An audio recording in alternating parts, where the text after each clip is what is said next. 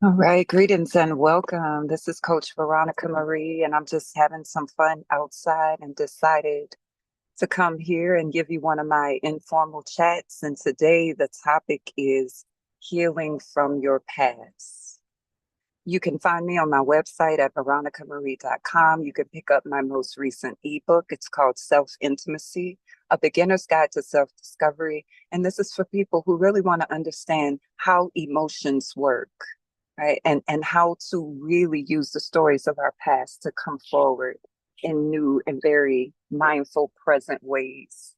And so just jumping directly into the topic, all of us have had things that have happened in our lives that resulted in some sort of emotional pain, some loss, some feelings of unfair treatment. We can say betrayal, resentment, bitterness, hard conversations, not really being seen the way we want to be seen. The list goes on and on and on. To be human is to have a variety of experiences on the light side, the dark side, and everything in between. And if we are going to evolve forward, it is necessary for perspectives to evolve. And we call this shifting narratives, right?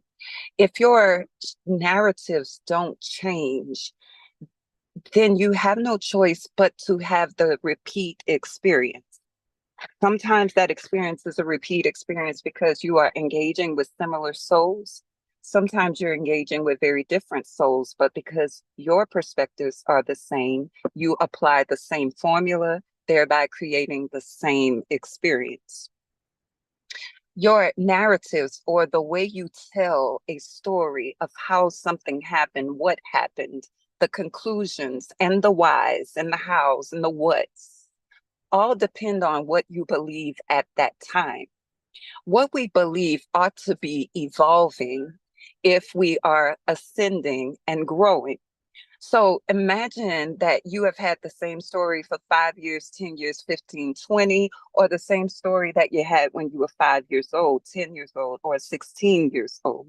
If your perspectives have not shifted and grown from that point, then you will keep applying that same child perspective to every other situation. In other words, you won't be maturing forward. You will be growing in age, but you will not be maturing emotionally. Psychologists say that most people are at an emotional age of around age 9 or 10.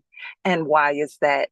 Because once those stories become sealed into our brains, we accept that as reality. We think that this is the formula for living life. This is how life is. This is what life is like. You have to remember, when you're a child, you don't have various perspectives because you haven't lived long enough.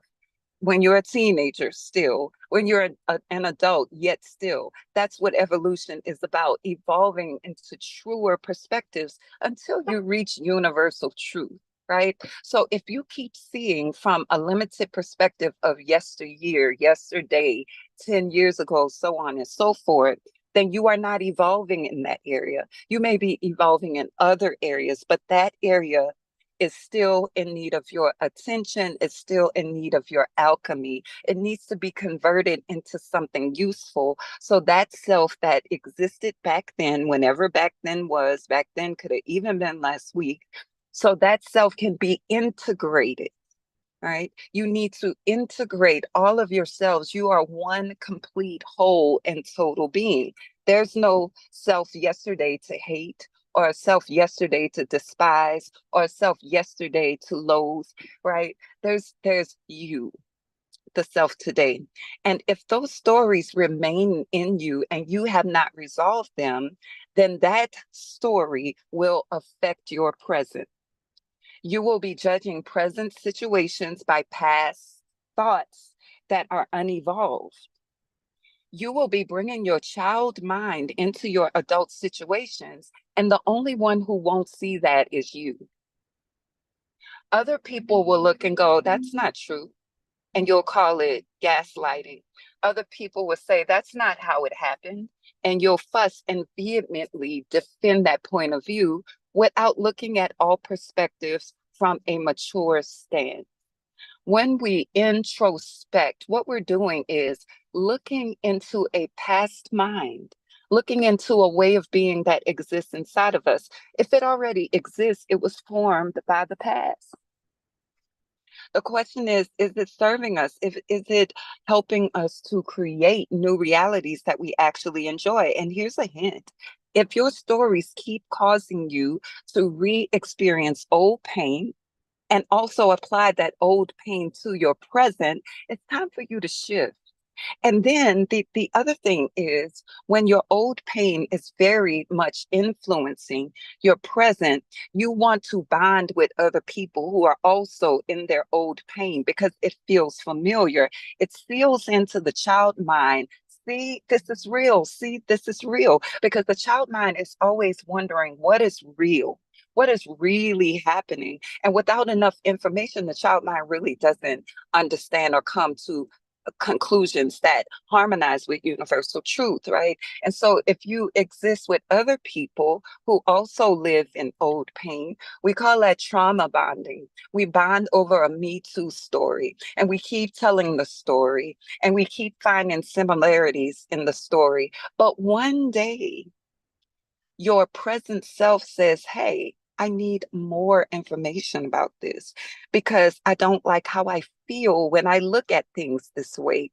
This way of looking at things is hurtful. This way of things re injures me. This way of looking at things causes suffering within me. And I'm really tired of doing that to myself. You see, it's a self inflicted suffering. Now, you will look outside and say it's because other people are like this or that. But the truth is, you really don't know what other people are like because you cannot see outside of your pain and you cannot stop applying your painful past to what is going on in front of you. And that leaves you limited. So, what I'm saying here, healing forward requires you to take a look at your stories that you've been telling for some years and the ways you've been clinging, the ways that you have been villainizing others, maybe even villainizing yourself, and ask what is true here? What am I missing? Sometimes you need help. A lot of times you need help. Sometimes that help will come in the form of a therapist, a coach, right? If you want one-on-one coaching, sign up on my website, veronicamarie.com. Sometimes it comes from a wise friend, but it's never going to come from a person, directly from a person who lives in their own pain and creates suffering from within it. It's going to come from a wiser individual, and that individual usually is objective, right? And that's the reason that we need to keep evolved beings around us to help us with these blind areas about ourselves. We all do.